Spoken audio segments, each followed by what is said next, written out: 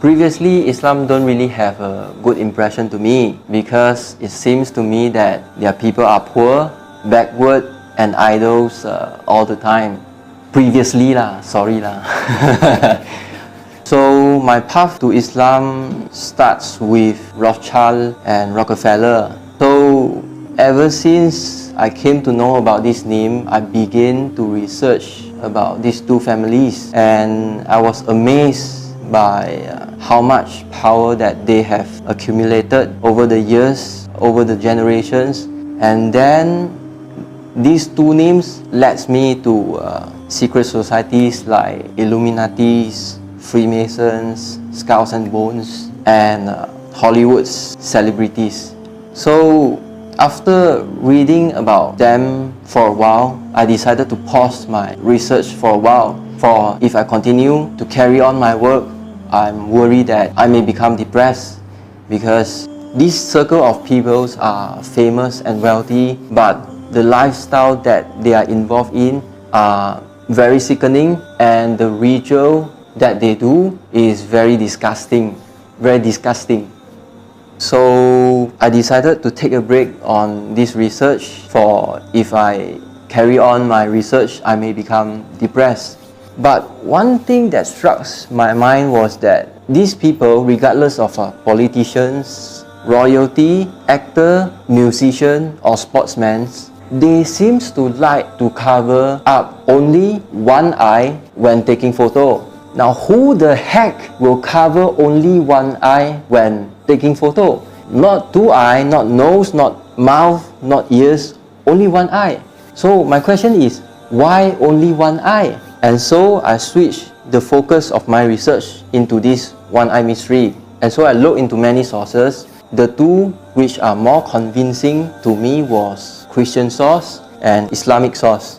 In the Christian source, I couldn't get much details from them because all I can get is just I know the fact that this one eye thing is Antichrist, and so I look for Islamic source, and so I try to search about it, but I don't really quite understand. So from this point onwards, I always felt there's a hidden force that is pushing me towards this conversion. But I kept delaying because of two reasons. The first one was that I'm worried that my mom will not be able to accept me as a Muslim. And secondly, the 5 daily prayers, which seems a heavy commitment to me.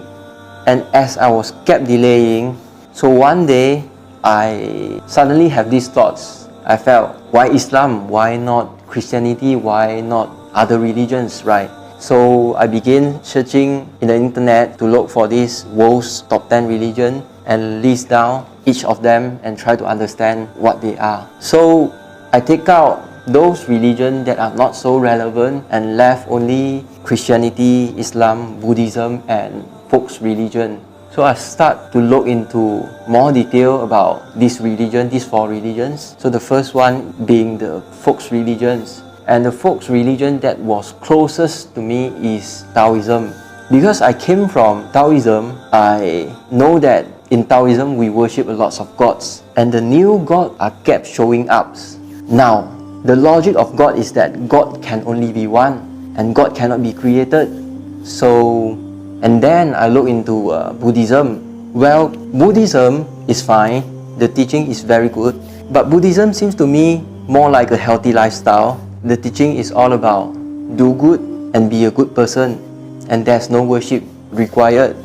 So my question is, how can it be no God when everything seems to be created for a purpose? Then I look into Christianity, and at the beginning I was happy because I finally don't have to accept Islam. Maybe I can just convert as a Christian because after all they are still worshipping one God, and on the surface they have a religious book and they are worship one God.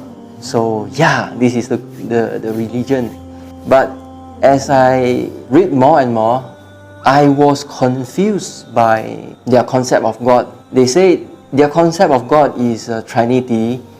They say their God consists of Father of God, the Holy Spirit, and Jesus Christ. So instead of 3 gods, they say it's a one God. So how can 1 + 1 + 1 equals to 1? And then remain only Islam.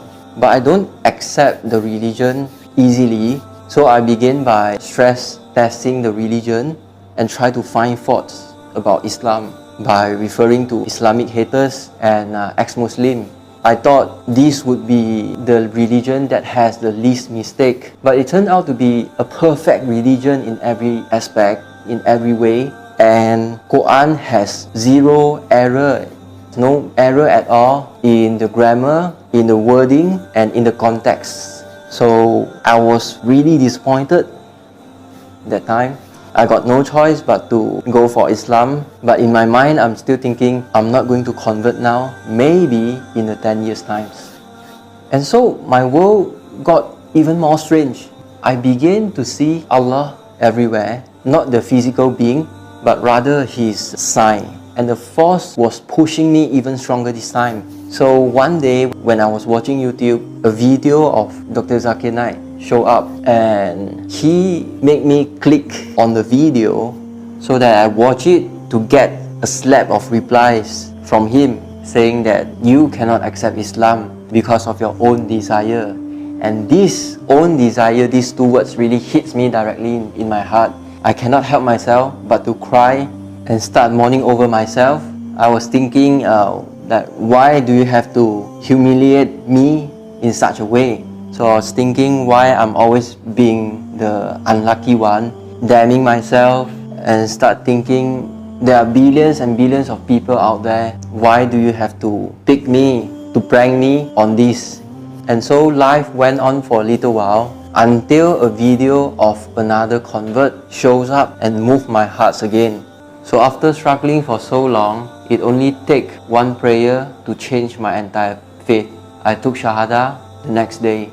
So after I embraced Islam, I felt peace in my heart and tranquility in my mind. As for my lifestyle, majority are the same, with an addition of 5 daily prayers and no pork and no alcohol. And even though I'm a Muslim now, I'm still a Chinese. So I'm still celebrating Chinese New Year, except any events or any activities that clash with my religion, I would have to avoid it. So before I embraced Islam, I always thought that the 5 daily prayers will be the hardest thing to do. But ever since I tasted the sweetness of Iman and seeing so many miracles had happened, the 5 daily prayers is not a problem at all. In fact, I will even do it if it is 50 prayers a day.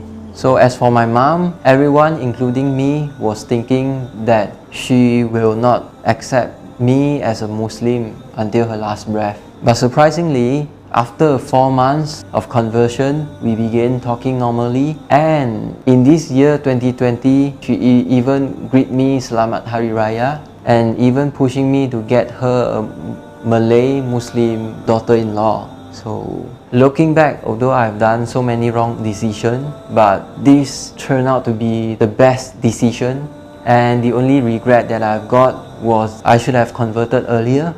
If I have to give an advice to wrap up the session, then it will be this: just do it, put your trust in Allah, and everything will be fine, inshallah.